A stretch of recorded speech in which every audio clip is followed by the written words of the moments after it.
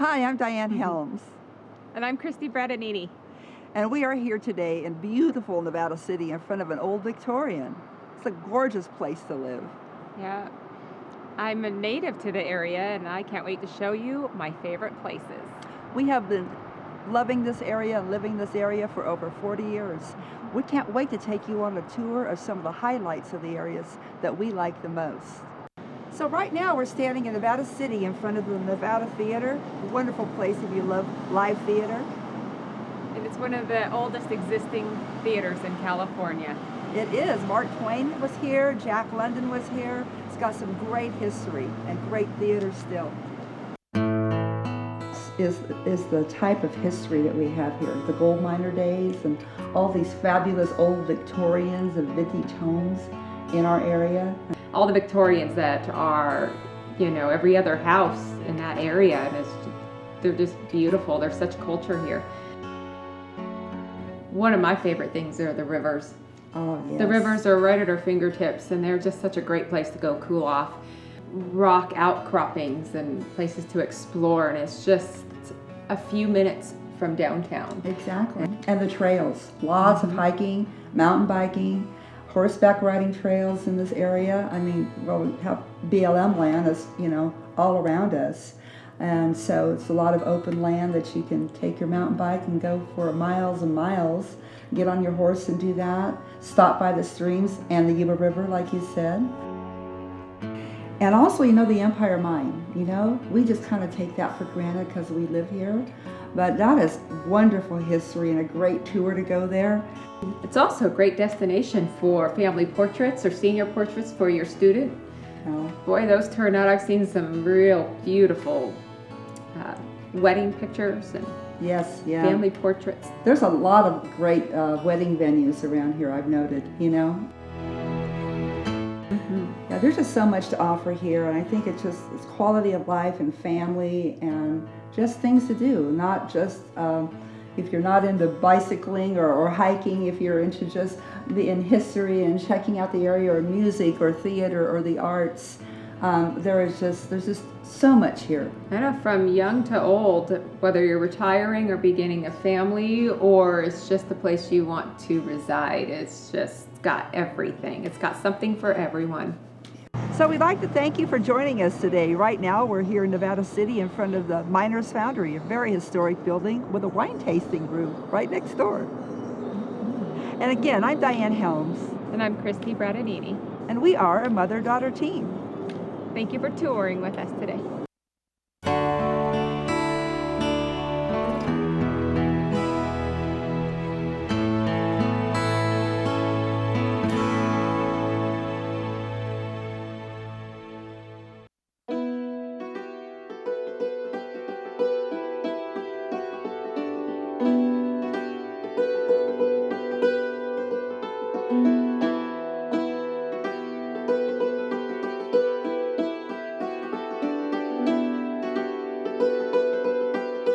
Welcome to the Firehouse Museum. I'm Wally Hageman. I'm the director and curator of the collection here. This building was built in 1861 and served as a firehouse from the times of hand-pulled carts till 1938 with motorized vehicles. In 1945 it became a museum, courtesy of the city of Nevada, and we have been here ever since. This part of our collection represents the Nishinon Indians, who are the indigenous people of this area. They lived immediately, they called Nevada City Ostama, and they had a campsite over by where the courthouse and the courthouse lawn is now, and all in through that area. Out on Cement Hill was the rancheria, or the reservation. Rancheria is just a nice name. And we are very fortunate to have some of their baskets in our collection. They were known for their watertight baskets, but they actually boiled their acorn mush in. And they were typically of this size for a cooking basket. Ours are considered of particular interest in that these haven't come from a collector who's collected pristine baskets. These actually have been used and worn and repaired over the years. You can see the repairs inside. And all of these came from various members of the Historical Society and community who wanted to preserve them and have them someplace where they could be seen by the public. We also have a collection of pictures of people who actually lived on the rancheria, the Nishinon descendants from that era. Okay, thank you for joining us here at the Firehouse Museum. We're open May through October from 1 o'clock to 4 p.m. and closed on Mondays. Then during the winter, we close from October till May.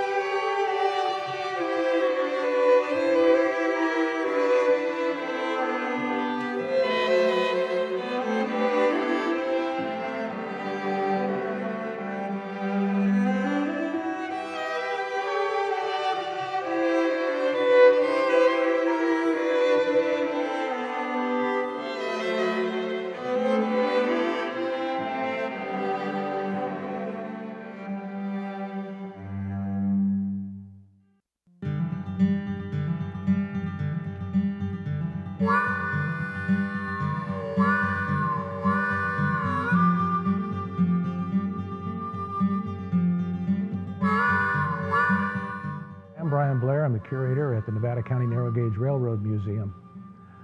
When the gold rush started out here and the two towns of Nevada City and Grass Valley were built in 1850, it became apparent very quickly that they were going to need heavy mining machinery to go deep into the earth to find the gold in the local area. And in those days, the only way to come up here to bring that equipment up was by horse and mule, and the need for a railroad was known for many years. In 1875, construction began on the Nevada County narrow gauge. The building superintendent was John Kidder. He came to town with his wife Sarah and built this 22.5-mile railroad in 18 months.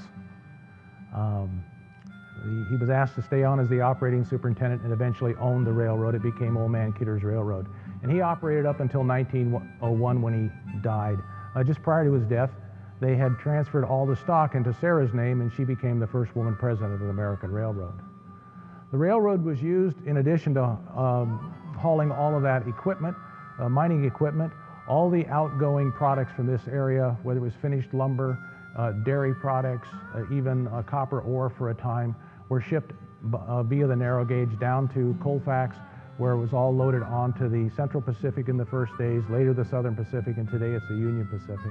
Well, we invite you to visit us here at the Nevada County Narrow Gauge Railroad Museum. We're located at number 5 Kidder Court in Nevada City, and you can find our operating hours on our website. Thank you.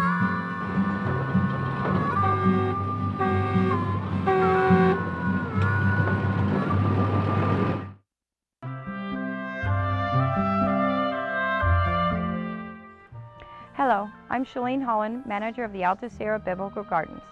I invite you to visit our beautiful gardens with Christ as its theme.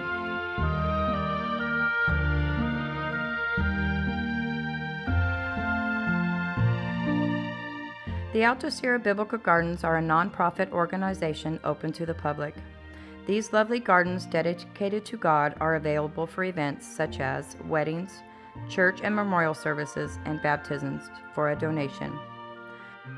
Our gardens tell the story of Christ through statues and artwork displayed along the shady garden paths. A 90-foot cascading waterfall fills the stream which flows through the property, giving many lovely photographic opportunities.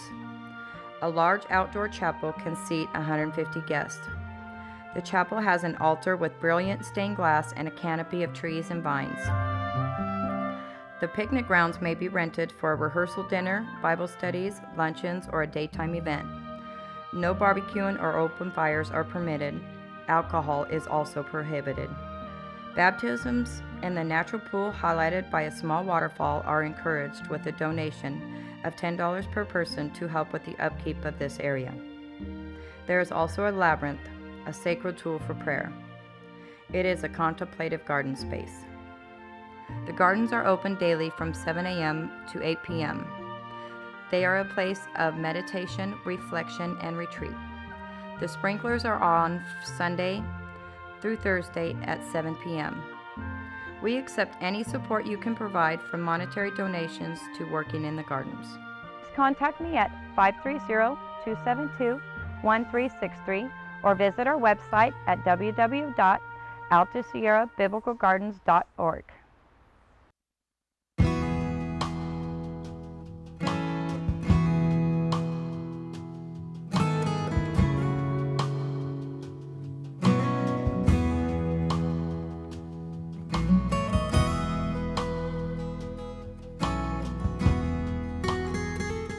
Hi, it's Marty Caldwell. We're at Rough and Ready Vineyards and Guest House. It's a family-owned vineyard and guest house here that sleeps 16 people.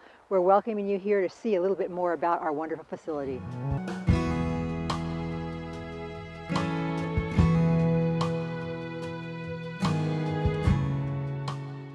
Our unique 16-acre estate under the Heritage Oaks has plenty of room for your family and friends to get together, spend some time barbecuing, exploring, enjoying beautiful Nevada County, and celebrating any event you might have to gather together for.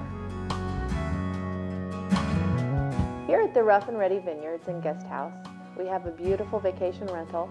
It's 4 bedrooms, 3 baths, and has beds for 16 people. We have an elegant master suite that has a beautiful bath, including a clawfoot tub.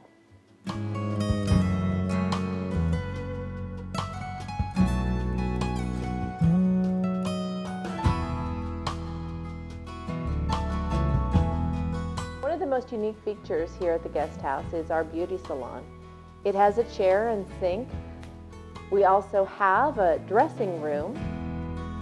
Besides the master bedroom, we have 3 private bedrooms and a sunroom, all featuring sleeping for your guests. We have a great room that features a wood-burning stove, a large screen TV complete with satellite. We have a fully equipped kitchen that really is a perfect place for a family to gather, cook together, and share. We have an on-site chapel that can be used for many things.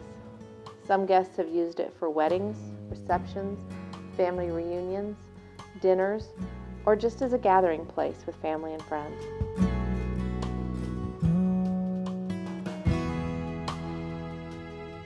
Our beautiful 16 acres features an Italian marble gazebo, many meadows, a bridge over our seasonal creek, and of course our family vineyard, which you're free to walk through or even plan intimate dinners between the vines.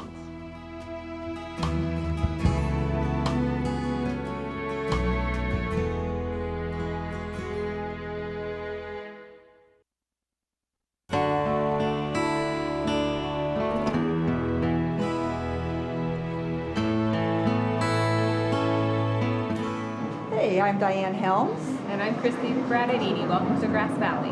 Yes, we love Grass Valley. Christy was actually born here in Grass Valley. Great restaurants around here. Right now we're sitting in front of Sergio's. We've got outside dining, inside dining, and you can just about pick any restaurant you want to any day of the week, can't you, Christy? Yes, you can. And I personally love the homemade gnocchi here. Yeah, I do too. We're going to take you for a tour a little bit here of all the areas that we like. And here we are in downtown Grass Valley at Smith Winery, tasting room. Thank you. We're getting a nice taste of their local wine here that has been family owned for years. There are many great wineries here in Nevada County, and this is just one of them. Thank you. Thank Cheers. you. Cheers. And I love looking at the vineyards, you know, when there's just rows and rows of vines growing in the pasture land. Which reminds me, pasture, we can go from pasture land and valleys to high mountain peaks just in our area alone. Yeah, just the other day, showing property, I went from one end of the county to the next, and it was a gorgeous day, a beautiful drive, and it's a good reminder of where we live and why we live here. It's just beautiful. One of my favorite things are the rivers. Oh, yes. The rivers are right at our fingertips, and they're just such a great place to go cool off. And the trails, lots of hiking, mountain biking, horseback riding trails in this area. Yeah, there's just so much to offer here, and I think it's quality of life and family and just things to do, not just if you're not into bicycling or hiking, if you're into just in history and checking out the area or music or theater or the arts. There's just so much here. I know, from young to old, whether you're retiring or beginning a family, or it's just the place you want to reside, it's just got everything. It's got something for everyone. Thanks for joining us. Thank you for joining us. And again, I'm Diane Helms. And I'm Christy Bradadini. And we really appreciate you coming and touring Grass Valley with us.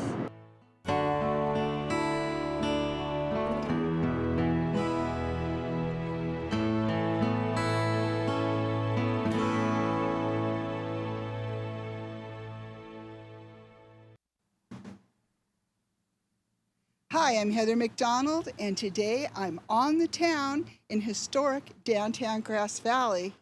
And when I want something tasty to eat, I take a bite out of a history right here at Marshall's Pasty, the original Cornish pasty. And I'm inside delicious Marshall's Pasties, and who do we have here? Elizabeth Davis, and my mother's the one that owns the place, and before that with my grandmother. And how many years has it been here? We're going on 51 years. And now this is the original Cornish pasty? Yeah, so my grandmother, she, when she first had the restaurant and then a pasty on the menu, Cornish ladies would come in and they helped perfect her recipe from their family recipes in Cornwall. That's so cool, the Cousin Ginnies as they're called, right? Now these are made fresh daily, aren't they? They are, every day. And what types do you have? Gosh, we have the beef and chicken and turkey, ham and cheese, sausage, broccoli and cheese, vegetable. Did I get them all? Apple. Yeah, even a dessert one, the apple, which I really love too, if you're walking around town here. And so when are you open? We are open Monday through Friday from 9:30 to 6, Saturday 10 to 6, and closed on Sunday. Okay, well, you know where they're located down here on the corner of Mill and Neal in historic downtown Grass Valley. Thanks for being with us. Thank you.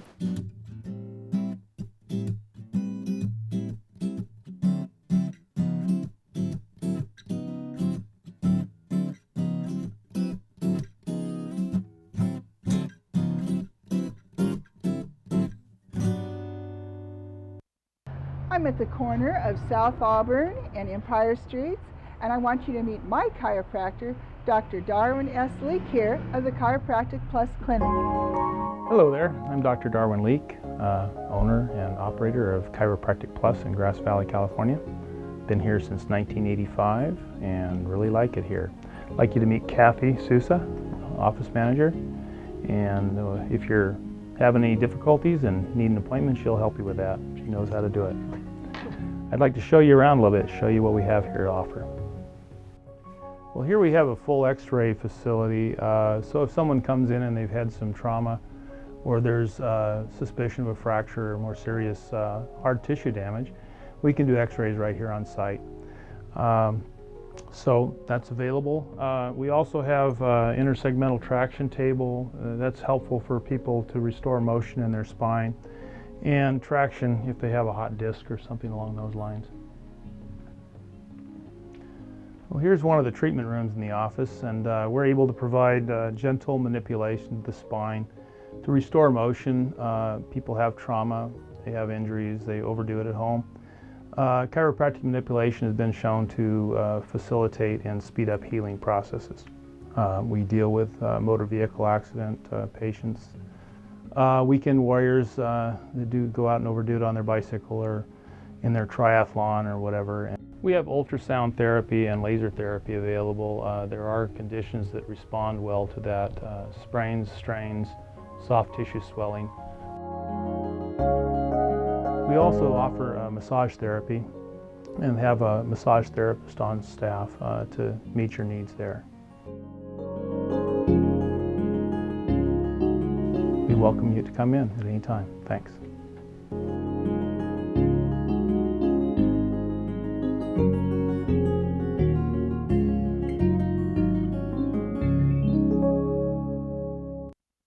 The Nevada County Grand Jury is searching for new members right now. What does a grand jury do? They are investigators on behalf of local citizens. The grand jury reviews the conduct of county government, watches how tax dollars are spent, interviews witnesses, and gathers evidence. Then the grand jury makes recommendations via published reports to the Superior Court to ensure your county government is efficient and lawful. If this sounds interesting to you, for detailed information and an application, visit nccourt.net.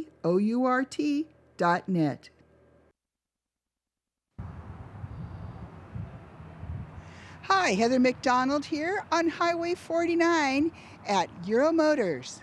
And today we're going to find out when you should be changing that windshield wiper blade. Christoph at Euro Motors over here on Streeter Road off Highway 49 in between Auburn and Grass Valley. One thing I wanted to show people a little bit about is how to check or change their wiper blades. We see way too many cars come in here with wiper blades that are just, they don't wipe. They smear or they barely wipe. It's probably one of the cheapest things you can do. A lot of accidents happen in poor weather due to poor visibility, which directly relates to wiper blades. It's, like I said, a very cheap and easy thing to do yourself. There's very many different types of wiper blades out there, but for the most part, most all wiper blades, they're just a giant squeegee, and that's rubber. And as time goes on, the rubber wears out, it gets brittle. I've seen multiple times where the squeegee part actually just completely separates and there's nothing there. Like I said, there's a lot of different designs. Modern technology, most wiper blades are a one-piece design. there's these older styles with multiple contact points. For the most part, they're all pretty much the same price. The one-piece design's a little more expensive. They last a little longer due to just less moving parts.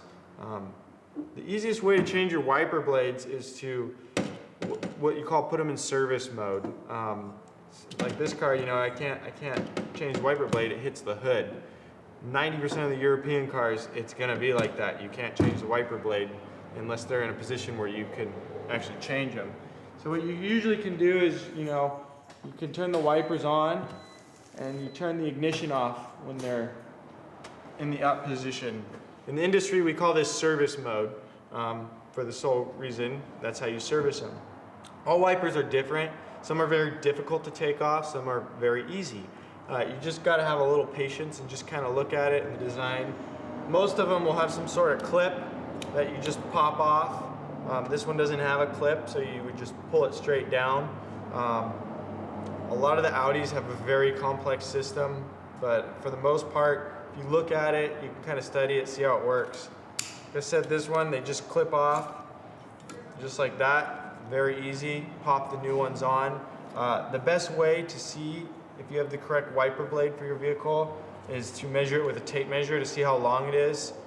All wiper blades across the board come in inch sizes. You know, you measure it by the inches.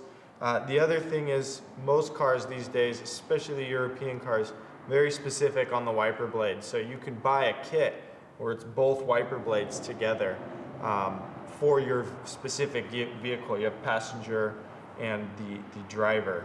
Another important thing that's also often overlooked is the rear wiper blade.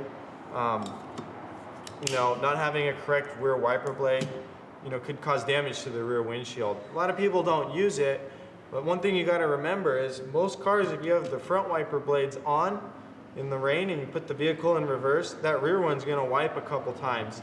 I can't tell you how many cars I've seen come in here with scratched rear windows, which could have been avoided by replacing the wiper blade, which, you know, a rear wiper blade could be anywhere from $5 to $30 or $40. It's a very, very cheap, you know, way to ensure you can see the road and you don't cause damage to your windshield. And like I said, for the amount it costs to do your wiper blades, it's a no-brainer. It's very easy to do. It's not very expensive to do at all. I'm Christoph here at Euro Motors off Streeter Road, off Highway 49 in between Auburn and Grass Valley. We specialize in European vehicles. We repair them. We pretty much do everything except body work.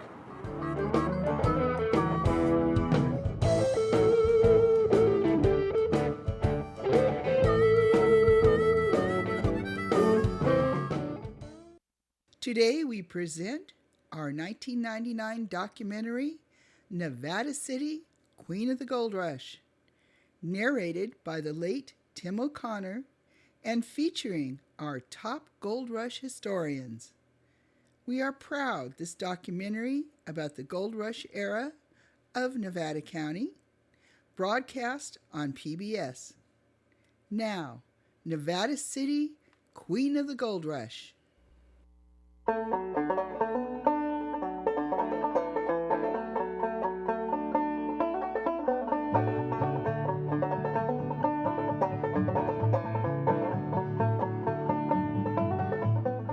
In 1849, California was the land of golden dreams and rich opportunities. Gold-hungry prospectors flocked to the Sierra Nevada foothills, anxious to grab up nuggets from cold, rushing streams. Overnight, mining camps became towns, and almost as quickly, these towns were abandoned. The lure of easier pickings up the road made a gold town a ghost town within months. But there was one great city which endured, a city that became the queen city of the gold rush, Nevada City.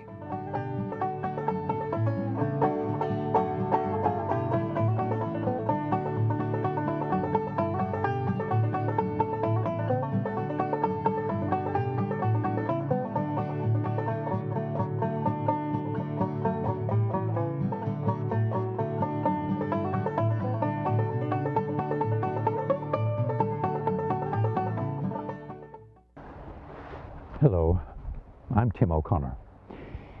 California virtually was the center of the world during the gold rush era period of between 1848 and 1856. I mean, thousands of gold seekers came from all over the world to the Sierra Nevada foothills here. And these migrants built and established hundreds of towns up and down the 49er Trail. I guess just following the next call for the next gold strike. Most of these towns today would just be colorful names on a historic map, but not Nevada City. This center of the gold rush thrives today as a modern-day tourist mecca, while it still clings very, very tightly to its historic past.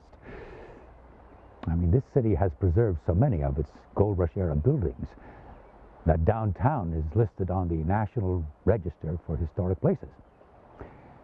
Why did Nevada City become the most famous and influential of all the gold rush era cities? Well, come along with me. I'll introduce you to some colorful characters and some famous faces and some golden discoveries that led to her fame and fortune, and also to her indelible mark on California.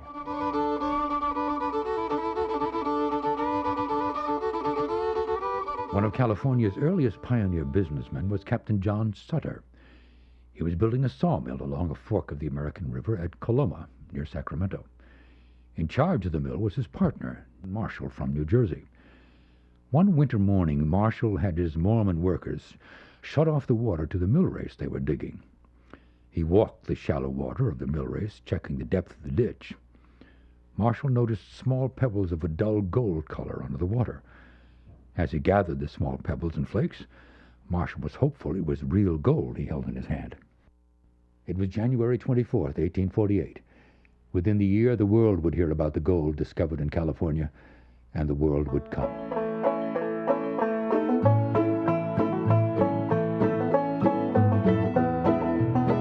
As thousands of pioneers crowded the overland trails or sailed into San Francisco Bay, every creek and river in the foothills became crowded with prospectors.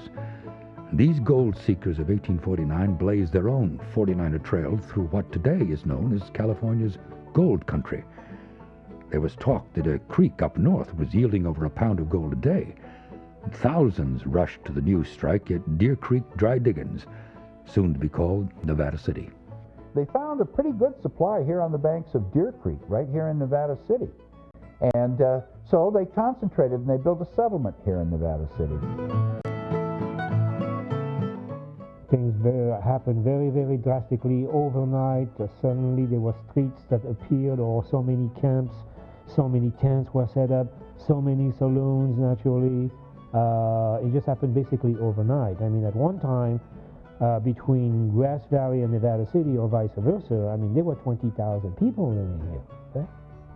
The gold fever rages as bad as ever, and the quality collected has not diminished but increased. Provisions, clothing, and all the necessities of life are the most exorbitant prices. Living was always expensive in this country, but now it passes all reason. William Rich. Within the first year, the gold camp along Deer Creek had two names: Caldwell's Upper Store, Deer Creek Dry Diggings.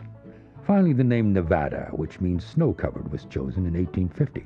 After the state of Nevada took the same name in 1864, the town officially became Nevada City.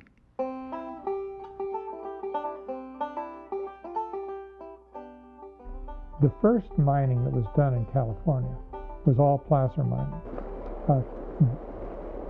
Placer mining involves washing dirt to separate gold. Gold is heavier than most other kinds of materials that you commonly find, most other minerals, and certainly most dirt.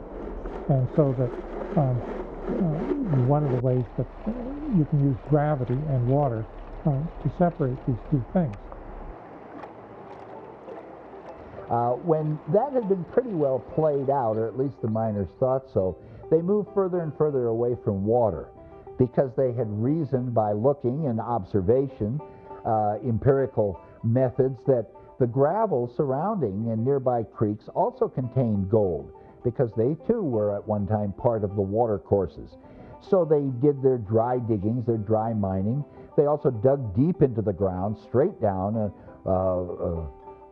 vertically, and that was called coyote holes, and they went straight down in the ground and brought the up. But it all depended on water. Once they got the gravel, they took it to water. And took it to water is the key.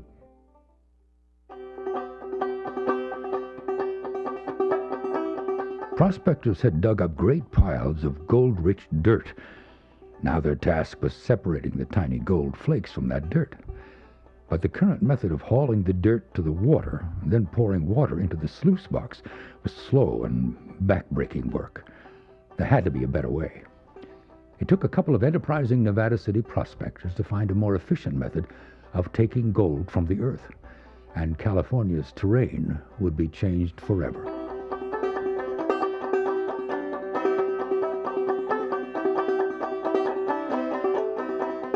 So a guy named E.E. Madison, a fellow from Connecticut, said, well, look, why don't we put a nozzle on this hose and blast down the dirt, and it'll all run down these ditches and so on. We won't have to work so hard. Eli Miller fashioned a nozzle of sheet metal, which E.E. Madison attached to a hose which had been perfected by Antoine Chabot, and washed down hillsides of gravel, first small little hills, and then later on whole mountains. But the hydraulic method was also very destructive, as 1- and 2-man operations gave way to huge conglomerates, and millions of dollars were invested in building dams and reservoirs.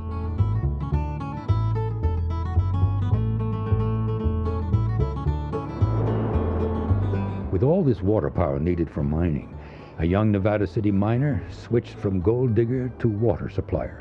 Charles Marsh found that prospectors too impatient to build their own water systems would pay Marsh for his water. Charles Marsh then embarked on a business venture that would one day switch electric power on in California. A man named Charles Marsh, who incidentally also apparently was the first white miner to arrive at Nevada City on July 30th, 1849, and stayed here.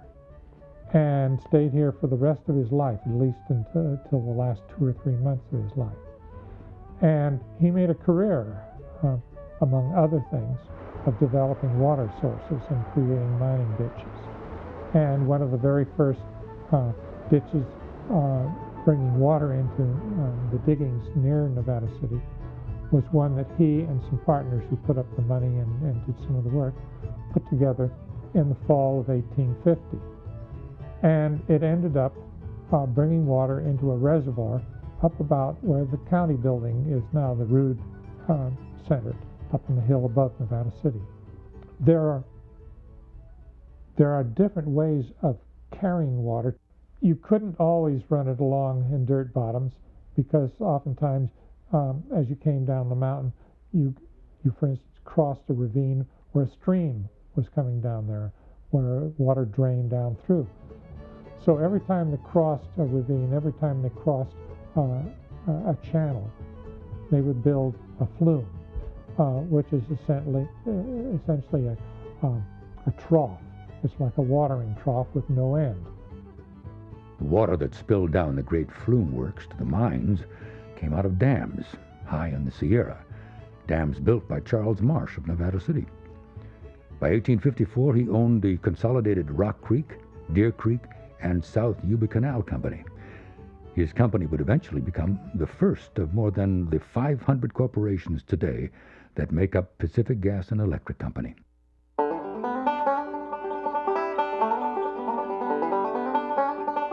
In the 1850s, Nevada City prospectors were looking for gold nuggets, flakes, and dust. They panned streams or dug into the dirt.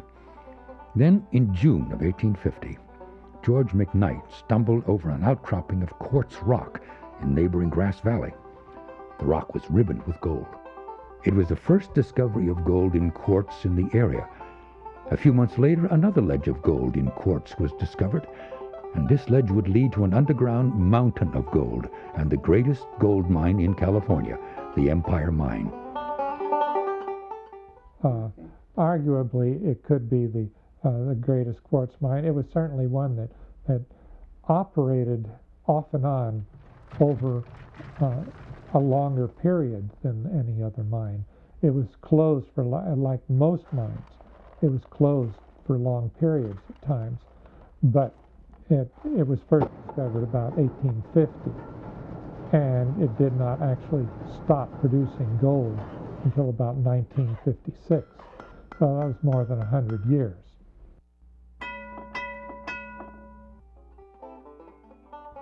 Every morning before sunup, we crowd on the skip that takes us hundreds of feet down. When we get out, it's night. I never see daylight except on my day off. In its more than 100-year reign as the greatest gold mine in California, the empire brought forth more than 6 million ounces of gold. This contributed greatly to the more than 17 million ounces of gold taken from Nevada County since 1850. Nevada County mines produce more gold than any other area of California.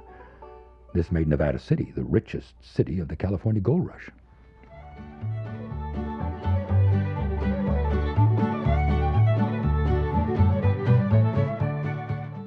As a result, people wrote about this, they talked about this place, and more people came just because they had to see.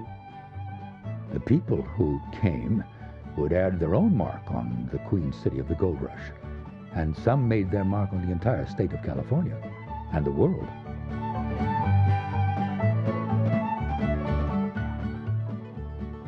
A young mining engineer named George Hurst came west from Missouri during the gold rush. He came to the gold seekers' destination city, Nevada City. Because of his education in mining, he was able to invest wisely in local mines, but it was his insider friendship with the local assayers that would seal his fate as one of the richest men in the West.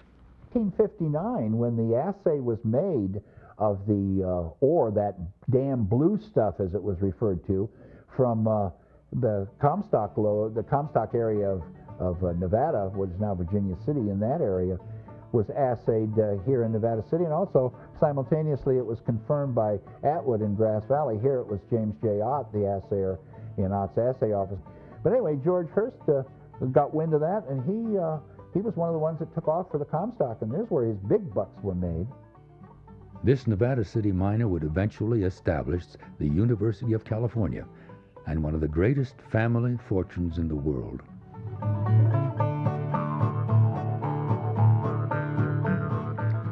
He would one day be known as the greatest American author of his time, but when Samuel Clemens arrived in Nevada City, he was taking his first steps on the long road to fame and fortune. Well, there's no doubt about it that Sam Clemens, Mark Twain, was the most famous person ever to sign the register at the National Hotel. He returned from the Sandwich Islands in 1866 and landed in San Francisco, where he had worked in the newspaper business prior to going to the islands. And his buddy said, "Well, look, why don't you lecture about what you've seen over there? You know, you talk a good line." And of course, now let's keep in mind that Mark was in his 30s. We always think of Mark Twain as the big white-mustached, white-haired sage in a white linen suit with a big black cigar. All historians agree that Mark Twain was one of the finest platform lecturers that this country ever developed, as well as being a literary genius.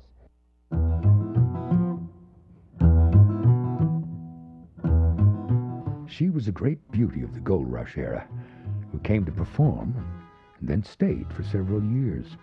Dancer Lola Montes was already a legendary femme fatale when she arrived in July 1853. Her famous act was called the Spider Dance because she would knock imitation spiders off her hoops as she danced, in quite daring attire.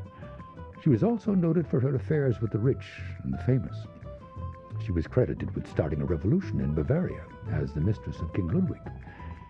Lola encouraged scandal, but may have grown tired of being notorious when she decided to retire for a few years near Nevada City.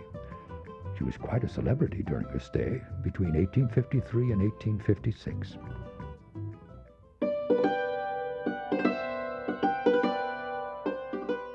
Women were rare in California during the early years of the gold rush. The miners felt this keenly.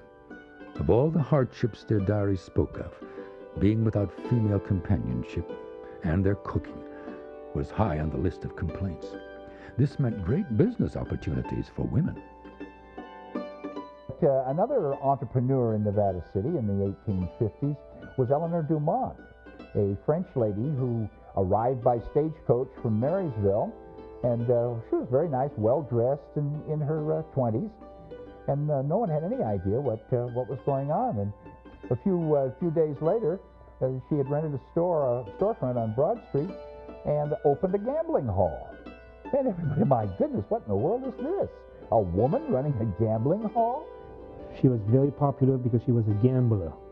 And you must remember that the population in those days was basically 85% or more were single men, and of course they liked to gamble. Therefore, she was very popular. She introduced the well-known game of 21, which is 21, along with other types of games. She was also known as she didn't take any hassle, shall we say, from the miners. She kind of clean house. She served the best champagne, French, of course, imported. It was kind of like la crème de la crème, shall we say. Eventually, Eleanor left Nevada City and fell on hard times. As she grew older, a light fuzz developed over her lip. The once great beauty of Nevada City became known as Madame Mustache.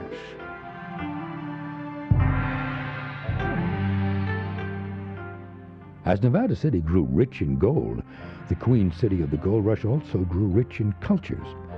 The most colorful and dominant of all the new immigrants were the Chinese. Well, there was Chinese arriving here in 1849, 50, 51. Roughly about 6,000 to 8,000 arrived by 1852. They were kind of late comers on the gold rush. Then in 1852, about 20,000 Chinese came over. Most Americans thought it was their gold, and they weren't going to let these guys get any of their gold. So they would come up through Deer Creek, the Yuba, and start just working for gold, and the white guys would chase them off and tell them to leave and destroy all their things. The Chinese were tolerated in Nevada City. During the gold rush between 1849 and 1856, they were needed as laborers to build the ditches, flumes, and dams for hydraulic mining. A good portion of Commercial Street in Nevada City became Chinatown. Through my research of the whole gold country, Auburn and Nevada City are the only two towns that really have anything left that was Chinese. The Chinese were always an important source of labor for building projects. In addition to building the intricate flume and ditch systems during the gold rush, their labor talents were also needed for Nevada County's biggest project of the 1870s. A railroad line was finally going to be built, linking Nevada City and Grass Valley with the Central Pacific Line to San Francisco. And the Chinese were needed to help lay the tracks over steep mountains and around sheer cliffs. Tracks for the new Nevada County Narrow Gauge Railroad.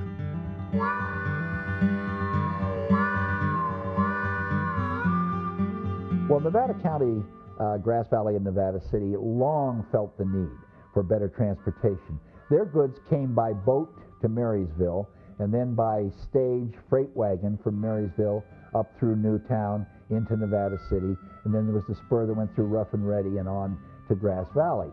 Of course, this was fine in the summer, but in the winter, when the mud was axle deep, it was really rough. As I said, a railroad was a status symbol, and also was an absolute economic necessity. So they started building in 1874, and of course they built from Colfax toward Grass Valley and Nevada City. They had to do that for obvious reasons. The rolling stock and the rails and so on came off the Central Pacific freight trains at Colfax. They had to build a large trestle across the Bear River.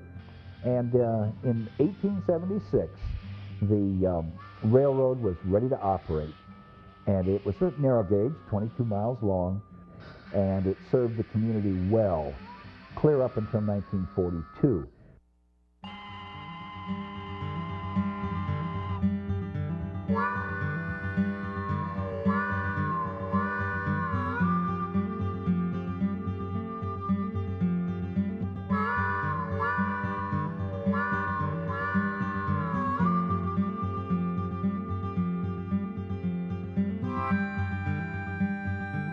the Nevada County Narrow Gauge's famous engine number 5 found a new home in Hollywood and has appeared in many movies.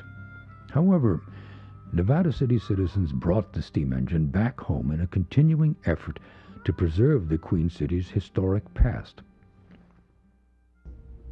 Well, Nevada City, as you think, could still be called the queen of the northern mines. I mean, the architecture is still there, thanks to a great ordinance which was passed several years ago, and the works by several individuals as well as the historically minded persons who devoted all their energy to make this town what it is today. I mean, it is on a register of historic places, national places. It's a unique town that there is none like it up and down the Mother Road. I mean, the architecture, some of it actually is the same as in Sonora or Jackson, Auburn or Placerville or whatever, but nevertheless, it is truly unique. Today, Nevada City is an outstanding, if not the outstanding example of Gold Country architecture in the state of California. The League of California Cities selected Nevada City as a prime example of a town pulling itself up by its own bootstraps. All of these old buildings in downtown Nevada City are historic, not only in fact, but in terms of being registered with the federal government and the state government. There's a national registry in which the whole district is a historic district. There aren't very many places in this country where so many blocks are set off that way.